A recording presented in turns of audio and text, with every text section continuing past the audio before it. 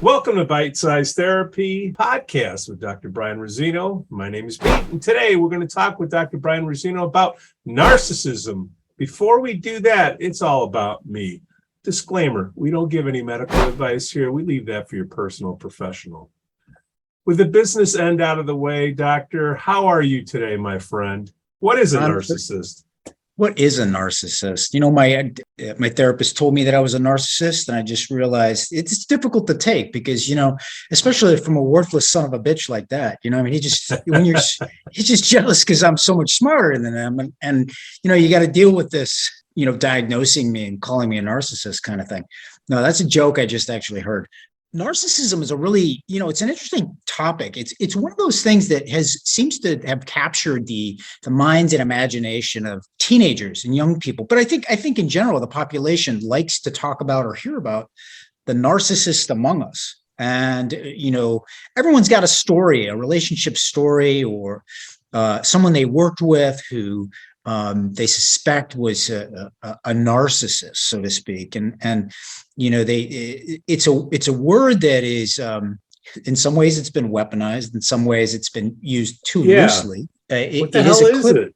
It's a clinical term that dates back to you know, the myth of Narcissus, this guy who looked at himself in a pool of water and looked for so long he couldn't tear himself away, and he died there, and in its place grew the flower, the narcissus flower. He was so enamored with himself, so enamored with how his appearance, that he could not stop focusing on it. So narcissism in a clinical sense is really, so we need to make some distinctions here. There's a clinical sense of narcissism, and then there's what would be considered the general layman narcissism, which is everybody's got narcissism, which is a feeling of, you know, specialness, being special, unique, having certain talents or abilities that separate us from other people and distinguish us.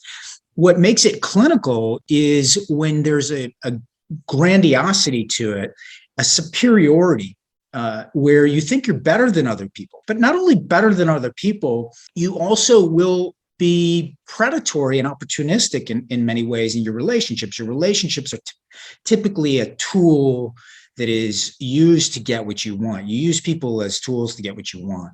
Narcissistic people come in two forms. There's the narcissistic who is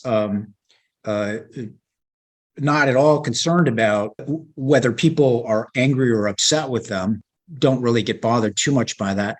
But they do want people to think highly of them and to, you know, lavish them with attention and praise. There's the other brand of narcissism who, when people criticize them or don't think well of them, they get really depressed and upset. And so you really do have two kinds of narcissists. You've got the more what people call a reactive narcissistic rage that underlies the depressed narcissist, the one who secretly has low self-esteem, compensates through grandiosity and elevating themselves, making themselves better than other people, putting other people down so that they, by comparison, look good. And that sort of serves as a Band-Aid to their wounded self-esteem. And then you've got the narcissist who just, you know, they don't have depression. They don't feel depressed. They actually don't feel a whole lot of anything. They actually, and they're sensation seekers. They're excitable. They're impulsive, and they believe that they're better than other people. Those are the people that we don't tend to see clinically in the office. They don't show up because, you know, they don't get distressed or down, or, you know, they don't see a need for therapy. The people that are narcissistic in the clinical sense, in the DSM-5 sense, diagnostic and statistical manual sense, are those that do feel a sense of worthlessness and depression in the face of criticism or judgment. And they typically show up in the clinician's office because of those reasons and because of the problems that it's caused in their lives. Now, the interesting thing to me is how sort of enamored people are with this concept of narcissism. It's a kind of a sexy idea, you know, that there's this sociopathic predatory personality lurking there, and people need to understand this and be able to identify this quickly. Otherwise, they will be exploited and taken advantage of. Is there a narcissistic syndrome where the person, if you're a narcissist, the world evolves around you. You don't really have a problem. It's everybody else that you affect. They're the ones that have it. Is that what's going on? Yeah, that is. Yeah. Okay. That's typically how it is explained away and compartmentalized. Yeah, it's like I started off with, my therapist called me a narcissist, and that was difficult to take from such an idiotic jerk, right? and he paid you. Yeah, and I think he should be paying me, because I could tell him a couple of things about how to do a better job. So, but what's ironic in some ways is, and I don't know, I'm still thinking on it. I'm still, kind of going through it, but the generation me is kind of the generation Z has also been thought of as generation me, right? I think it was Gene Twenge or somebody like that coined that phrase, but it's, sort of inordinately preoccupied with themselves. And actually, there was a study that was done on the rise of narcissism, looking at the rise of narcissism in U.S. society. And Gene Twenge is an individual who's out at, she's in California. I think she's at UC Berkeley or something like that. I'm probably butchering that. But they looked at narcissism from in the 1970s to the 2000s. And they found that a bulk of the increase, that there was an increase in narcissism on different scales, not diagnoses of narcissism, but just ratings of narcissist people reporting narcissistic behaviors. But the bulk of that actually happened before the internet and before social media, which flies in the face of like what most people are using as a hypothesis for why people are so narcissistic today and why they're so consumed with themselves. That in itself was interesting, but I do think that teenagers are very concerned about this issue. They're very concerned that they are narcissistic. They're being called narcissists all the time. They are seeking out a lot of information to try to understand what is this thing, and what it is in their mind, it's bad. Being a narcissist is bad. It's another way to say that you're morally selfish, morally corrupt, bad kid. The thing that's ironic is, and I don't think it proves the diagnosis or narcissism, but in their fear of being narcissistic, they do become narcissistic in a way. They become self-focused, right? Sort of navel gazing and kind of wondering, well, is that bad or is that narcissistic? But I think what I think is happening with a number of youth today is, and I would hesitate to call it narcissism. I'll call it more sort of like self-focus or self-concern. Many of them are very concerned about doing the right thing and being good people. And what ends up happening is they end up picking themselves apart for what would be considered healthy narcissism. The putting yourself first in situations, advocating for yourself, believing that you are better at certain things than some people, and owning that, and that's okay. It doesn't mean that you're a bad person if you have confidence in your abilities, or God forbid that you say out loud to another person, I'm really good at this or that, right? You don't want to come across as conceited. So a lot of what I get in this preoccupation with narcissism is trying to protect them, people trying to protect themselves from the boogeyman of the narcissist that's out there. Or they're trying to understand, the wreckage of a relationship, something that happened in a relationship. And, was that narcissism, or who was the narcissist, that sort of thing. And then there's a third category of just being afraid that, am I a narcissist? Everybody's saying that social media is doing that to my generation. Mm-hmm. Everybody's saying that we're narcissistic because we want safe spaces, or we have microaggressions and this and that. Am I a narcissist? And so they're worrying. That's added actually to the pile of sort of social justice kinds of concerns, right?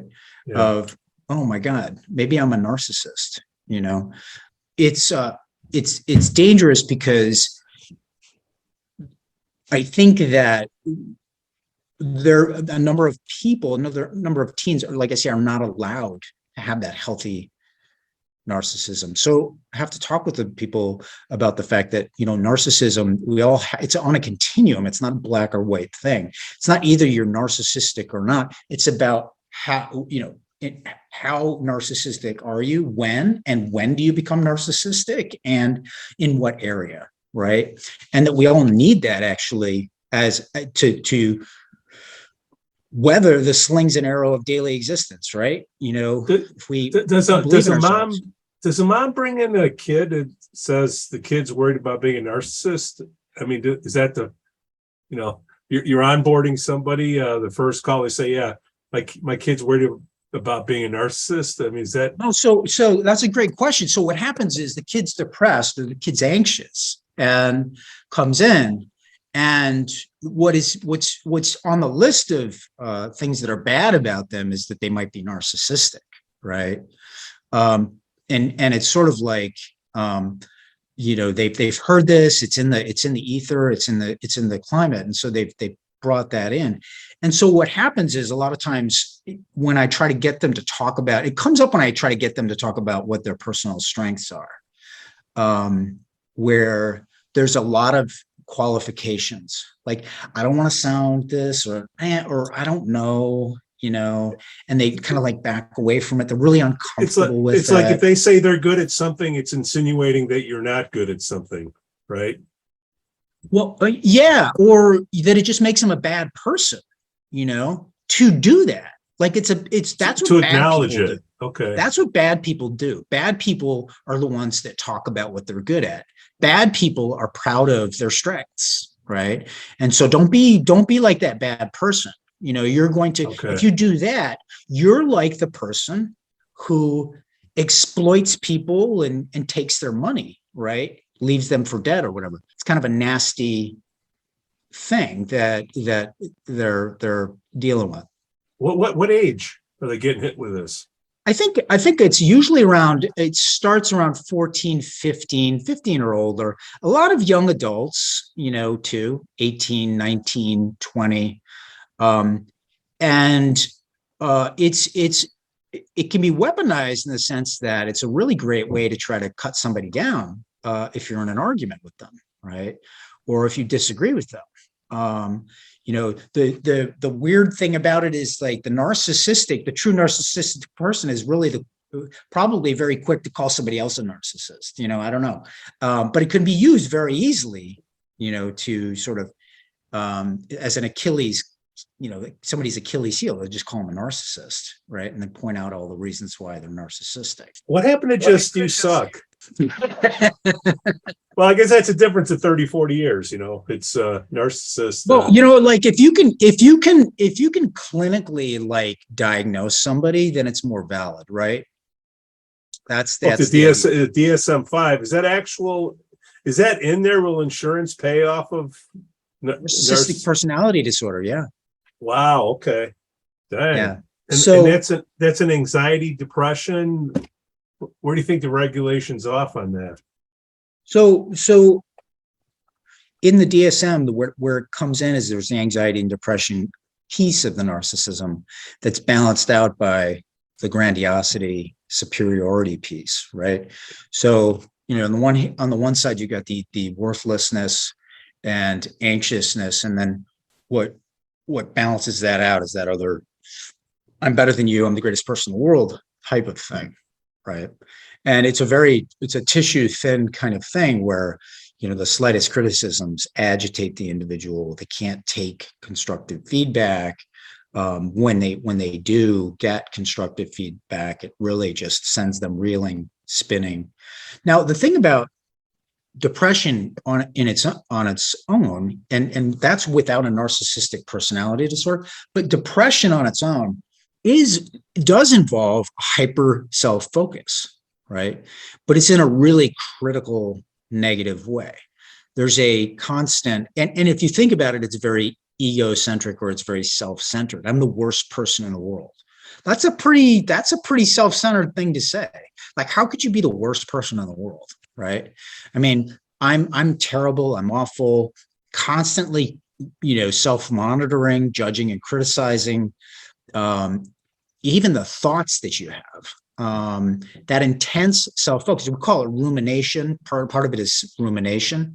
It involves other pieces. The record is stuck, and you're constantly belittling and criticizing yourself, which is a very self-centered thing. Now you have to be careful in talking with somebody about this that's depressed, because if you call somebody who's depressed self-centered, that's not likely to, move the ball forward. It's not going to be helpful. But if you can help them see that they've lost perspective, that they are too self-focused, that can help quite a bit. And one of the ways that we do that is we ask people to actually get involved in volunteering, helping other people.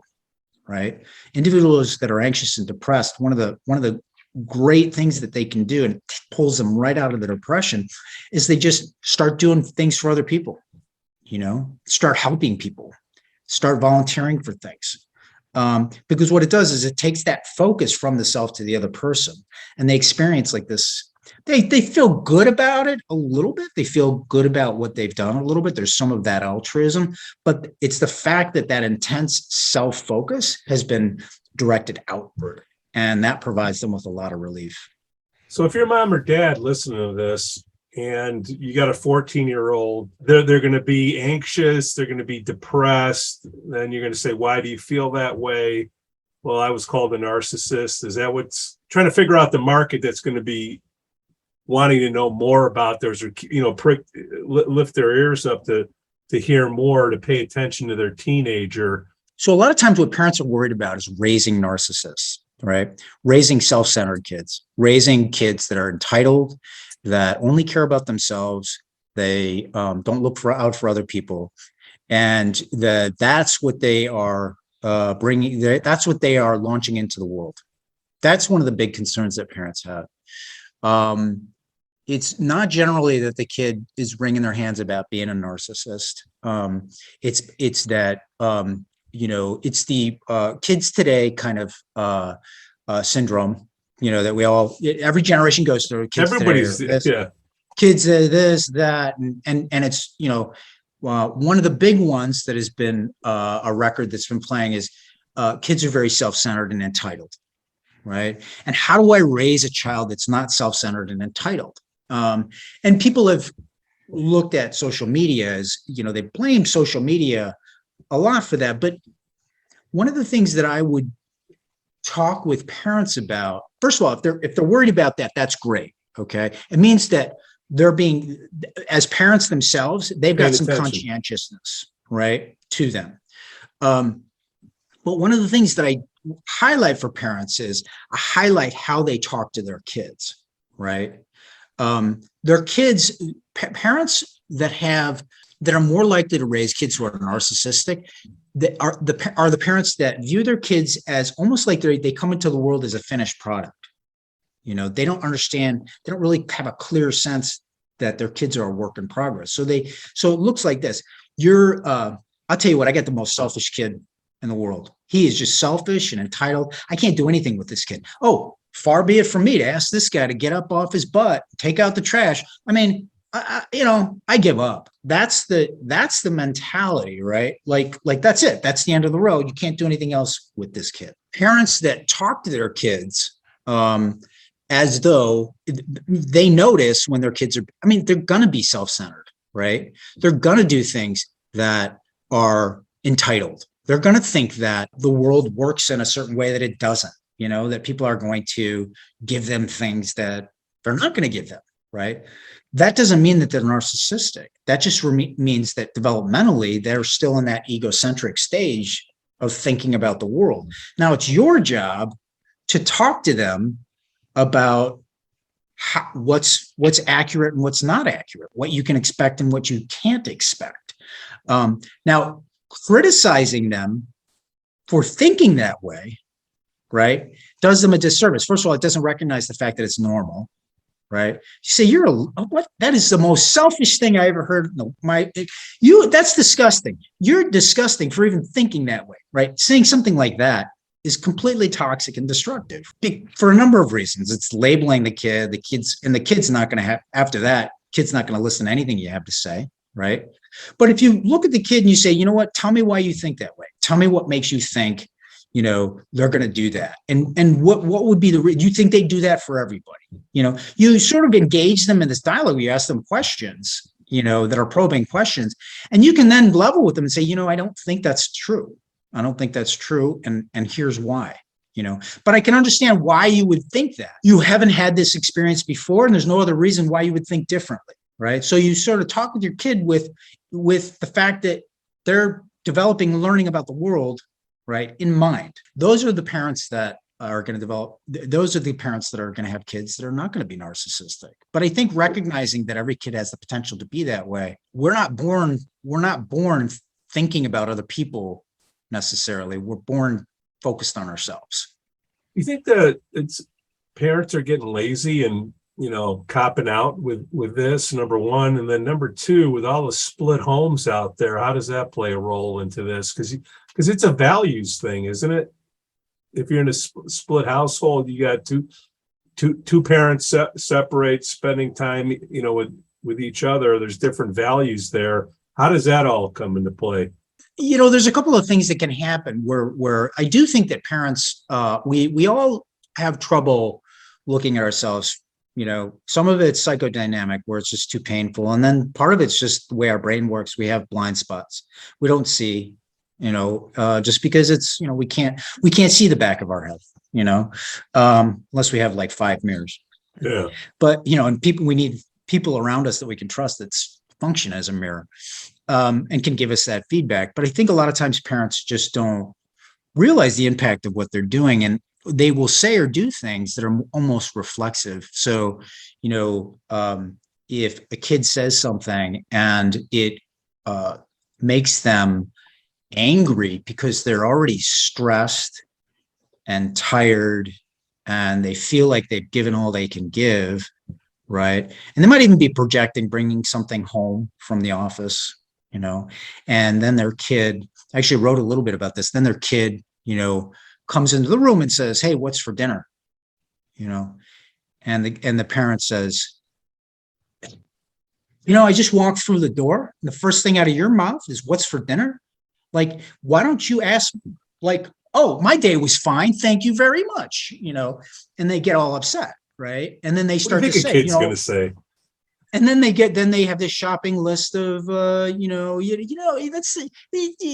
this, you do that. All you do is think about yourself, and then we're off to the races, right? And that's basically the parent having a tantrum, right? Because they had a tough day, right? And by the way, I'm not being judged. I've had tantrums myself, so I've had to come back and I've had to clean it up and apologize and say, look, that was all me, and whatever, or I'll take most of the responsibility for that. But what happens is parents will come in and they will sort of inadvertently send these messages. I mean, that kid's just going through the day. They have no idea what's going on with that parent because they're 14 and they just don't think in those terms, right? They see their parents as, first of all, they don't see them as people. They see them as parents, who have some sort of weird superpowers, that don't get stressed or down or whatever. And so, they come through the door, and the logical question is, what's for dinner? The parent puts all that on them. So that's one version, right, of where kids can start to feel self-centered or narcissistic. The other is that the parent, sometimes it is a values thing where, and you can, there can be some religiosity connected to this as well, where the idea is to, serve your fellow man or serve your fellow human, mm-hmm. and not be so focused on yourself. When the child displays those tendencies, the parent gets agitated by it. Like, we don't talk like that, or, that is very self-centered. And I want you to start to think about, this, and this. So there's correction there that might be instructive, but it's coded with this judgment, right? Don't they watch what you do versus what you're telling them? Because I mean, if the parent doesn't do it themselves, if the parent's narcissistic, all they care about themselves, even if they don't say anything to the kid, by not saying anything, they're teaching them to be that way. Is that true? Mm-hmm. Absolutely. Yeah. So, and then I'm sure that parent had, look, there's no normal out there.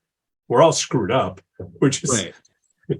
There's just different varieties of it. Yeah. And I mean, nobody's perfect. We all got something, right? And the fact that our kids are going to end up being more like us in some ways sometimes bothers us, right?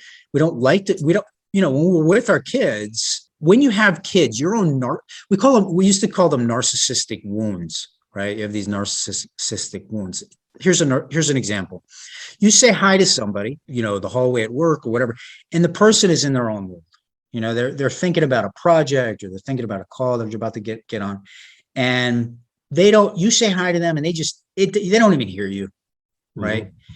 And the immediate thought is, did I do something to offend them? Are they mad at me? Right. And that's because it's a narcissistic wound. They didn't say hi back to me. Right. So it must be something that I did. That is something that deal with it. Now, when we are parents, we are confronted with our own narcissism. Right. So we see little beings that are they are copying our behavior, for better or worse. Right. And so for parents that are truly narcissistic and cold and callous, they love the fact that their kids are, mini-me's. Right. They want that. For parents that tend to have low self-esteem and be highly critical of themselves, they don't like that. And so what happens is when the child reminds them of themselves, that's when they fly into criticism mode. That's when they fly into, you're being this, you're being that. And they're putting their own concerns or their own thoughts about themselves onto the child. You're self-centered, you're lazy, you're not going to go very far if you keep thinking like that. And that's the parent trying with whatever strategies they have. They're doing the best they can. But what they're trying to do is they're trying to save their kid from becoming like them, which is this terrible, awful person, that can be selfish and bad or whatever. Parents coming to terms with the fact that they're not the worst human, they're not they're not a terrible person. Yeah, your kids are going to learn some bad habits from you. It's something that is correctable, but you don't have to panic. It doesn't mean that they're going to end up living a life of misery or being alone and penniless. There's a lot worse things to be called, but I guess not when you're 14. Narcissist? Yeah. It's on social media a lot, like he's really narcissistic, or, they're really narcissistic. And so it is, and I think they talk about, there's a lot of talk about like virtue signaling. People talk about political narcissism or social justice narcissism. This is a person that wants to tell you about all the great things that they're doing, and all the ways in which they're saving the world, helping to save the world. And it's really about them. It's not really about the other stuff. And what can happen in some of these dynamics, it's a strange environment for a lot of kids, where it's a bit of a crucible. Remember the crucible? Yeah. The scarlet letter, where it's like, you better call somebody else a witch before somebody calls you a witch, right? There's a bit of that going on. And people are quick to do that. It's kind of like a catch-22 because, my background's in sales, and to be a good salesperson, you have to assume that you have 100% control of what's going to go on and take 100% responsibility. So in order to be that way, you have to be confident. And it's almost like if somebody's confident, then they're a narcissist. Is that what's going on? Yeah, that can be what happens. So I think there's a lot of confusion about, what's healthy confidence, or when you're talking with somebody saying, I don't agree with you. I think you're wrong. I think that, I think this is the idea that's correct. And, here's the data that supports it versus subjective feelings, and I'm confident about my understanding of the data. And, I don't think that what you're saying is accurate. right? And the way that people deal with that is, well, you're a narcissist, right? It's a cop out. It's a cop out. It's an easy way out. I get it. I get it some now. people. So somebody's debating, they don't have the facts, then and you do, then you're the narcissist. Is that what's And you're the going on? narcissist. You're a narcissist. Makes sense to me. Yeah. How could you think that your view of the world was correct? God, get over yourself. Mr. Columbus. Dr. Razzino, what's the best way for our loyal listeners and viewers to learn more about you and your practice in the DC area, Virginia area? www.drbrianrazzino.net is where I can be found. And all the narcissistic teenagers out there, get a hold of your parents. All the parents that are worried about raising narcissistic children, raising a generation of entitled kids. Yeah. Actually, in some ways, I think this generation is one of the more socially conscious generations. If we thought about it. Well, I don't want to say but I think they are more. I know we're at the end of the show, but it's like the confidence thing. If you have confidence because you were in a little league tournament and everybody got a trophy, I don't think that's the right confidence. But I don't know how many people actually develop confidence from that, because you look around and you're like, everybody else got one. I mean, I talk to kids all the time. They're like, yeah, well, everybody got a trophy. So it's like meaningless, right? Yeah. I mean, they're onto that. They're onto it. I mean, unless they don't play. Yeah. Right. You got a kid that doesn't play. Whatever. All right. We thank you for watching Bite-Sized Therapy with Dr. Brian Razzino. Catch us each week. Cue the non-copyrighted music.